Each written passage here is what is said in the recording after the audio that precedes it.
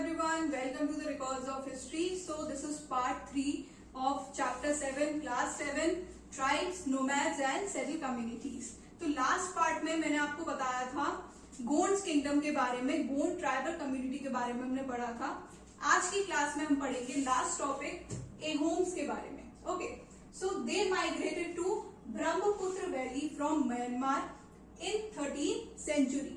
तो एहोम्स जो थे वो म्यांमार से कहां पर माइग्रेट कर रहे हैं? Brahmaputra valley in 13th century. They created a new state called बुइयांस.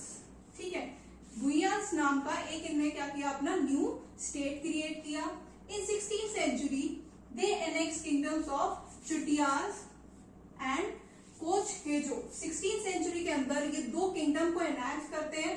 एक था चुटियास इन 1523 and Koch Hejo in 1581. They used firearms. They developed firearms in 1530. In 1660s, they made gunpowder and used this gunpowder in cannons. Okay, 1662, Mughals under Mir Jumla. Mir Jumla के under क्या हुआ? They attacked Ahoms. Mughals ने Ahoms पर attack किया and they defeated them. Okay, यहाँ पर क्या हो जाती है? Ahoms की डिफीट हो जाती है. And now the state depended on forced laborers. ये जो पूरा टाइम था ना एहोम्स का, इस टाइम पे फोर्स लेबर का क्या था? काफी दबदबा था. तो they depended on force labours and those force to work were called Paiks. ठीक है, और इन्हीं फोर्स लेबर्स को क्या बोला जाता था? पाइक्स बोला जाता था. Each village had to send paiks on rotation. और इनके यहाँ क्या था? रोटेशन पीरियड था. इन्हीं पाइप्स को क्या किया जाता था? पूरे विलेज के अंदर ऑन रोटेशन पीरियड एक जगह से दूसरी जगह भेजा जाता था. In early 17th century administration was centralize. जो एडमिनिस्ट्रेशन था वो कैसा था आपका? सेंट्रलाइज था. And the adult males in army during war at other times in building dams and public work. और जो उस टाइम के अडल्ट मेल्स थे उनको किस में भेजा जाता था? आर्मी में भेजा जाता था ड्यूरिंग वॉर. और बाकी के टाइम उन लोगों को किसमें एंगेज रखा जाता था? इन building dams and public work. Now society divided into clans और खेल्स. अब जो सोसाइटी है वो किस किस में डिवाइड हो रही है? क्लैंस में, जिसको खेल्स भी बोलते हैं. Khel control several villages. Initially starting में क्या था? They worship tribal gods. Tribal gods को वर्शिप करते थे. But later influence of Brahmans increase. Brahmans का जो इन्फ्लुएंस था वो क्या हुआ? धीरे धीरे टाइम के साथ इंक्रीज हुआ.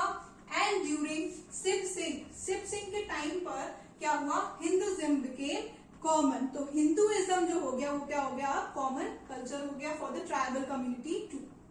Poets and theaters was common. इनका भी काफी ज्यादा क्या हो रहा था? इन्फ्लुएंस बढ़ रहा था सोसाइटी के अंदर. Work of Sanskrit was translated to local language. और जो संस्कृत के रिटन डॉक्यूमेंट्स थे या बुक्स थी उन सारे वर्क्स को क्या किया जा रहा था?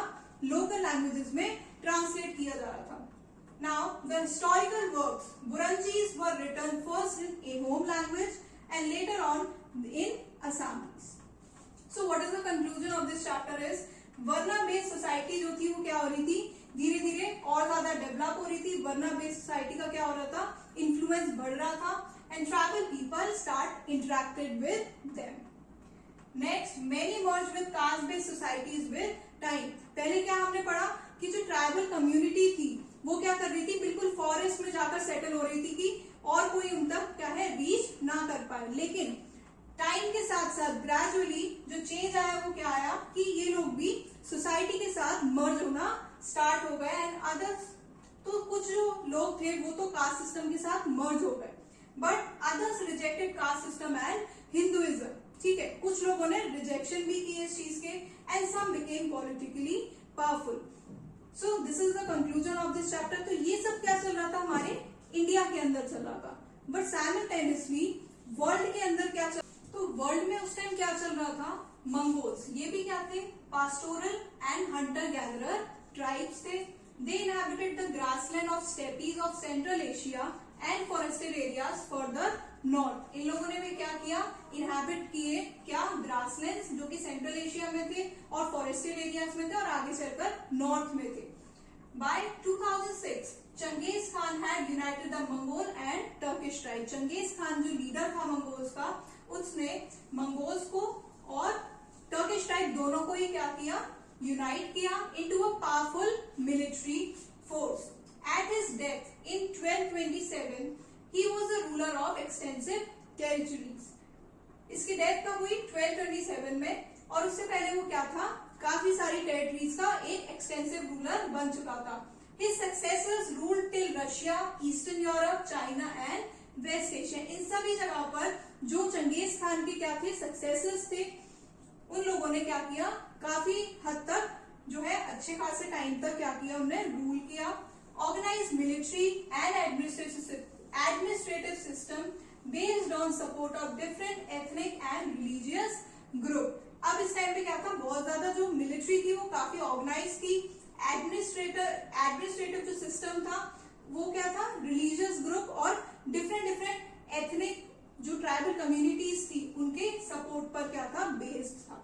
ठीक है, तो इस चैप्टर में हमने क्या पढ़ा, ट्राइब्स के बारे में पढ़ा, उनके बिहेव के बारे में पढ़ा, उनकी जो सारी उनकी लाइफ थी हमने उसके बारे में पढ़ा, डिफरेंट कम्युनिटीज के बारे में पढ़ा। तो this is about your chapter 7। Thank you for watching.